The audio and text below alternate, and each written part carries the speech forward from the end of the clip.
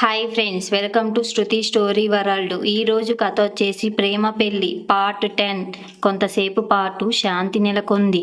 అప్పుడే వైశాలి కాసేపు ఆలోచించి, నేను మీతో ఒక నిమిషం గురించి మాట్లాడాలనుకుంటున్నాను అని చెప్పింది. శశి సరే అని చెప్పాడు. సార్, నేను ఫ్యాక్టరీ నుండి అరగంట ముందుగా బయలుదేరి వచ్చా అని వైశాలి సంకోచిస్తూ అడుగుతుంది. శశి కళ్ళు చిట్లించి, నువ్వు చేరి ఒక్కరోజే అయింది, అప్పుడే నీ డిమాండ్ మొదలయ్యాయి. పని నుండి త్వరగా తప్పించుకోవాలని చూస్తున్నావు. బహుశా నిన్ను ఇలా చేర్చుకొని నేను తప్పు చేశానేమో అని అన్నాడు. ఆ మాటలకి వైశాలి కళ్ళల్లో నీళ్లు నిండిపోయాయి. వైశాలి చాలా సున్నితమైన అమ్మాయి. ఎదుటివారు చెప్పిన మాటలకు ఆమె వెంటనే ప్రభావితమై ఏడవడం మొదలుపెట్టింది. కానీ తన కథ మొత్తం చెప్పడమే సరైనదని కూడా వైశాలి భావించింది. అందుకే ఆమె ఇలా చెప్పి, సార్, మీరు నన్ను అపార్థం చేసుకుంటున్నారు. నేను పని నుండి పారిపోవడం అనుకోవటం లేదు అని అంటుంది. నేను బయలుదేరాల్సిన సమయం 6:30. చివరి బస్సు 6 గంటలకే వెళుతుంది. ఇక్కడి నుండి ఆటో లేదు కాబట్టి నేను ఆ చివరి బస్సు ఎక్కాలి అని అడుగుతుంది. శశి వెంటనే ఆటో వెళ్ళొద్దు, కానీ మీరు క్యాబ్ తీసుకోవచ్చు. పైగా క్యాబ్ తీసుకోలేనంత తక్కువ జీతం ఇదేమీ కాదు అని అన్నాడు. ఆ మాటలకి వైశాలి తలదించుకొని, నాకు క్యాబ్ ఎలా బుక్ చేయాలో తెలియదు. నేను ఇంతకుముందు పనిచేసిన చోటు మా ఇంటి దగ్గరే బస్సులు ఉండేది. పైగా స్కూల్ కూడా 3 గంటలకి అయిపోయింది. అందుకే నాకు దాని అవసరం ఎప్పుడూ రాలేదు. అందుకే నేను అది నేర్చుకోలేదు. బుక్ చేయడానికి ఏ యాప్ వాడతారో కూడా నాకు తెలియదు. అది కూడా నేర్చుకుంటాను సార్. కానీ అప్పటి వరకు మీరు నన్ను 5 గంటలకే లేకపోతే 5:30 గంటలకి దింపితే నేను 6 గంటలకు బస్సు ఎక్కుతాను. మీకు అలా అనిపిస్తే నేను ఉదయాన్నే 1 గంట ముందుగా వస్తాను అని చెప్పింది. ఆ మాటలకి శశి వైశాలి వైపు చూడటం మొదలుపెట్టాడు. ఈ రోజుల్లో క్యాబ్ ఎలా బుక్ చేయాలో తెలియకపోగా ఏ యాప్ వాడాలో కూడా తెలియని వాళ్ళు ఉన్నారా అని అడుగుతాడు. శశి గుడికి చేరుకున్నప్పుడు ఆలోచనలో మునిగిపోయాడు. అతని కారును పక్కన పెట్టి వైశాలితో, పూజకి ఏమేమి కావాలో నీకు తెలిసి ఉండాలి కదా, వెళ్ళి అవన్నీ తీసుకురా అని చెప్పాడు. వైశాలి సరే అంది, కానీ వెళ్ళలేదు. దాంతో శశి, ఎందుకు అలా నిలబడి ఉన్నావు? వెళ్ళి పూజ సామాన్లు తీసుకురా. ఇంటికి వెళ్ళాలనుకోవడం లేదా? నీకు ఆలస్యం అవ్వడం లేదా అని అన్నాడు. వైశాలి కొంతసేపు సంకోచించి, సార్, దయచేసి నా దగ్గర డబ్బులు లేవు. మీ పూజ సామాగ్రి కోసం కొనటానికి నా దగ్గర సరిపడా డబ్బులు లేవు అని చెప్పింది. శశి మొదట ఆశ్చర్యంగా ఆమె వైపు చూసి, తర్వాత ఆమెకు 500 రూపాయలు ఇచ్చి, ఇప్పుడు వెళ్ళి తీసుకురా అని చెప్పాడు. అప్పుడు వైశాలి మళ్ళీ సంకోచిస్తూ, సార్, ఇంకో 600 ఇవ్వండి, మొత్తం శుభ సామాను 1100 అవుతుంది అని చెప్పింది. ఆ మాటలకి శశి కళ్ళు పెద్దవి చేసి వైశాలి వైపు చూశాడు. ఆమె చూపులు దించుకుంది. ఆమెకు కూడా చాలా ఇబ్బందిగా అనిపించింది. కానీ ఏం చేయగలదు? తన దగ్గర అంత డబ్బు ఉంటే రోజంతా సమోసాలు తింటూ ఉండేది. అప్పుడు శశి తన పర్సులో నుంచి 5,000 రూపాయలు తీసి వైశాలి చేతిలో పెడుతూ, ఇప్పుడు వెళ్ళి సామానంతా ప్రశాంతంగా తీసుకురా అని అన్నాడు. వైశాలి వెంటనే అక్కడి నుంచి వెళ్ళిపోయింది. శశి తన నుడిటిపై చెయ్యి పెట్టుకొని దీర్ఘంగా ఆలోచించి, ఎంత చక్కని అమ్మాయి అని అన్నాడు. అంతలోనే తన ఫోన్ మోగటంతో శశి తల మీద చెయ్యి తీశాడు. శశి ఫోన్ ఎత్తగానే అవతలి వైపు నుండి భూమి, మేము గుడికి చేరుకున్నాము అని సమాధానం ఇచ్చాడు. శశి సరే అన్నాడు. అవునమ్మా, నేను చేరుకున్నాను. నీకు ఎన్ని సామాన్లు కావాలో చెప్పు, నువ్వు చెప్పినట్లే పూజ చేస్తాను. నువ్వు ఏమి చింతించకు అని అడుగుతాడు. భూమి సంతోషించి, నాయన, నీ పెళ్లి సామాన్ల గురించి తెలియదేమో. నేను నా ప్రియురాలితో మాట్లాడుతున్నాను. ఆమె కూడా పూజ కోసం అక్కడికి వెళుతుంది. ఆమె నీకు సహాయం చేస్తుంది. త్వరలోనే అక్కడికి చేరుకుంటుంది. నువ్వు కాసేపు ఆమె కోసం ఆగు అని అన్నాడు.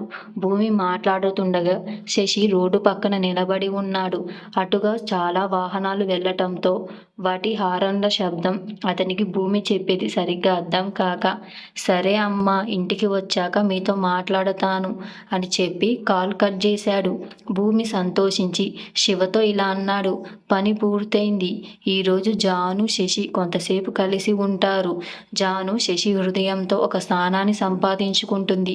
అది నాకు నమ్మకం ఉంది అని చెప్పటంతో శివ కూడా నవ్వి, అవును అమ్మా, ఇప్పుడు అన్నయ్య పెళ్లి ఖరారైంది అని అన్నాడు. శశి కళ్ళు చిట్లించి వైశాలి వీపు వైపు చూశాడు. ఆమె సూట్ తాడు ఊడిపోవటంతో డ్రెస్ హుక్స్లు పట్టీలు కనిపిస్తున్నాయి. శశి మళ్ళీ ఆ అమ్మాయి వైపు కోపంగా చూసి అక్కడ ఉన్న దుకాణంలో ఒక పెద్ద చున్నీ కొని వైశాలి వద్దకు వచ్చి ఆమె భుజం మీద వేసి, వెళ్ళి అక్కడ నిలబడు, నేను దాన్ని తీసుకువస్తాను అని చెప్పాడు. వైశాలి కొంచెం ఆశ్చర్యపోయింది. శశి తనకి స్కర్ట్ ఎందుకు కట్టాడో, పైగా శశి లేచి పళ్ళెం తీసుకుంటాడు. అందుకే ఆమె, ఇది నా వంతు, నేను తీస్తాను సార్, మీరు వెళ్ళండి అని చెప్పింది. అక్కడికి వెళ్ళి నిలబడమని చెప్పాను కదా, నీకు వినపడడం లేదా అని శశి కోపంగా అన్నాడు. వైశాలి భయపడి వెంటనే అక్కడి నుంచి వెళ్ళిపోయింది. శశి మళ్ళీ ఆ అబ్బాయిల వైపు తీక్షణంగా చూశాడు. దాంతో వాళ్ళు కూడా భయంతో తలదించుకున్నాడు. అప్పటి వరకు శశి వంతు వచ్చింది. అతను పూజ పళ్ళెం తీసుకురావడం మొదలుపెట్టాడు. వైశాలి పక్కకు నిలబడి కళ్ళల్లో నీళ్లతో శశి వైపు చూస్తూ, నేను చేసిన తప్పేమిటి అని అడుగుతుంది.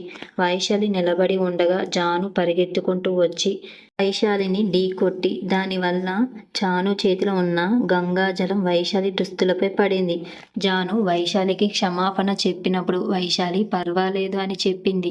జాను తన చేతిలో ఉన్న పళ్ళాన్ని వైశాలికి అందించింది.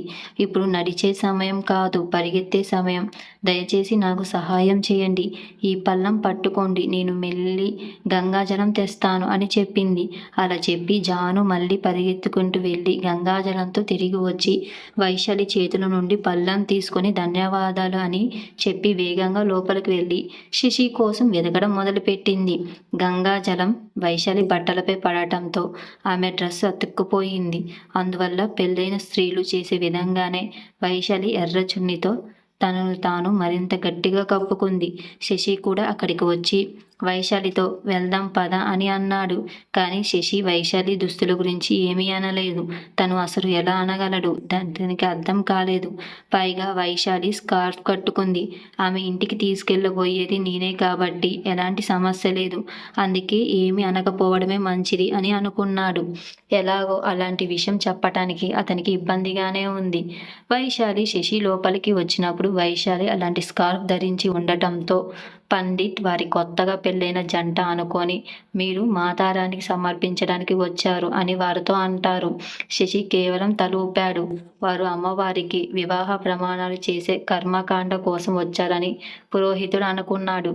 అందుకే పురోహితుడు శశితో ఇలా చెప్పాడు. అతను ఆమె చేతిలో నుండి పళ్ళెం తీసుకొని, మొదట ఆ కుండ చుట్టూ ప్రదక్షిణలు చెయ్యి, ఆ తరువాత నేను మిగిలిన పూజ చేయిస్తాను అని చెప్పాడు. శశి సరే అని కుండ వైపు నడవడం మొదలుపెట్టాడు.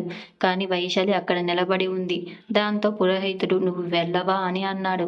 వైశాలి పురోహితుడి వైపు చూడడం మొదలుపెట్టింది. నాకు తెలుసు, ఈనాటి పిల్లలు ఇవన్నీ నమ్మరు, కానీ కుండ చుట్టూ ప్రదక్షిణ చేయడం వల్ల మన జీవితంలోని సమస్యలన్నీ తొలగిపోతాయి అని చెప్పగానే వైశాలి మృదువుగా నవ్వి శశిని అనుసరిస్తూ అగ్నిగుండం చుట్టూ ప్రదక్షిణ చేయడం ప్రారంభించింది. ఆమె తన జీవితంలో నిజంగా శాంతిని కోరుకుంది. ఆమె ఇప్పటికే ఎన్నో ఆచారాలు పాటించింది. దానితో ఆమెకు ఎలాంటి సమస్య లేదు. యాదృచ్ఛికంగా శశి 7 సార్లు ప్రదక్షిణాలు చేయగా వైశాలి అతడిని అనుసరించింది. పురోహితుడు వాళ్ళిద్దరినీ మాతారాణి గారి గర్భగృహానికి తీసుకువెళ్ళాడు. అతను వైశాలితో, దయచేసి ఈ పెళ్లి సామాన్లన్నిటినీ అమ్మవారి పాదాల చెంత సమర్పించండి అని చెప్పాడు. వైశాలి ఆశ్చర్యంగా అని చూసింది. పురోహితుడు అవును అని చెప్పాడు. శశి పదే పదే ఫోన్ కాల్స్, మెయిల్స్ రావటంతో అతను వైశాలితో చిరాకుగా, ఏం చేస్తున్నావు, పురోహితుడు గారు చెప్పినట్టు చెయ్యి అని అన్నాడు. వైశాలి ఆశ్చర్యంగా శశి వైపు చూసింది. కానీ ఏం చేయగలదు. ఆమె వెనక వలస ఉండటంతో ఆమె నిశ్శబ్దంగా కూర్చొని మాతారాణి పాదాల చెంత అన్ని వస్తువులను ఉంచడం ప్రారంభించింది. అప్పుడు పురోహితుడు కుంకుమతో నిండిన పళ్ళెం తీసుకొని శశితో, ముందుగా నీ పిడికలు నిండా ఈ కుంకుమను తీసుకొని మాతారాణి పాదాల చెంత సమర్పించు, తర్వాత కొంత అక్కడే వదిలి దాన్ని తీసుకొని అని అన్నాడు. వైశాలి ముందు కూర్చొని ఉండటంతో శశి ఆమె వెనక నుండి ముందుకు వంగి పురోహితుడు చెప్పినట్లు చేశాడు. కానీ అతను వైశాలి మీద నుండి తన చేతిని తీసి వెనకకు జరుపుతున్నప్పుడు అతని పిడికల నుండి కుంకుమ జారి వైశాలి పాపిటిలో పడింది. వైశాలికి ఏమీ తెలియదు. శశి కూడా శ్రద్ధ పెట్టడం లేదు. కానీ పురోహితుడు అంతా చూసి నిన్ను ఇంటికి వెళ్ళి నిన్ను భార్యకు కొంచెం కుంకుమ పెట్టమని చెప్పబోయాను. కానీ మాతారాణి ఆమెతో ఇలా పెట్టించింది. ఇది శుభసూచకం. మీ ఇద్దరికీ సంతోషకరమైన జీవితం ఉంటుంది అని అన్నాడు. ఆ మాటలకి శశి ఆశ్చర్యపోయి వెంటనే వైశాలి వైపు చూశాడు. వైశాలి పూర్తి ఏకాగ్రతతో దుర్గా చాలీస ప్రార్థన చేస్తుంది. బహుశా ఆమె పంతులు చెప్పింది వినలేదు. పురోహితుడు గారి గందరగోళాన్ని వెంటనే చేయాలనుకున్న శశి మీరు పొరపాటు పడుతున్నారు అని అన్నాడు. కానీ అతను ఇంకా ఏదైనా చెప్పకముందే అతని వెనుక క్యూ లైన్ నిలబడి ఉన్న వాళ్ళు పురోహితులు ఎంత సమయం పడుతుంది, మేమందరం చాలాసేపటి నుంచి క్యూలో నిలబడ్డాము అని అంటారు. అప్పుడు పురోహితుడు కొంచెం బయటికి వెళ్ళి ఓపిక పెట్టండి, అందరికీ దర్శనం లభిస్తుంది అని చెప్పాడు. వైశాలి కూడా పూజ చేసిన తర్వాత లేచి పురోహితుడితో అయిపోయింది అని చెప్పింది. పురోహితుడు మాటరాని పాదాల వద్ద కొన్ని పెళ్లి సామాగ్రిని తీసుకుని వైశాలి తన చున్నీని చాచమని అడిగాడు.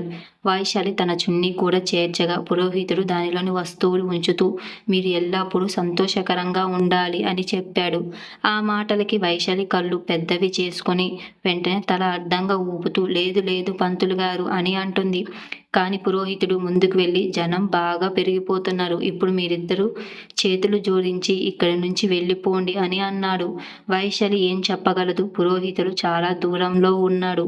ఇచ్చిన ఆశీర్వాదాన్ని వెనక్కి తీసుకోలేదు కదా. ఆమె తడబడుతూ తననే తదేకంగా చూస్తూ శశి వైపు చూసింది. వైశాలి కళ్ళు కలవగానే అతను కూడా కొంచెం ఇబ్బంది పడి వెళ్ళిపోయాడు. వైశాలి అతని వెనకనే వెళ్ళిపోయింది. శశి వైశాలి గురించి ఏమనుకుంటాడు? వైశాలిని క్షమిస్తాడా లేదా? అది తెలుసుకోవాలంటే నా ఛానల్ని వెంటనే సబ్స్క్రైబ్ చేసుకోండి ఫ్రెండ్స్.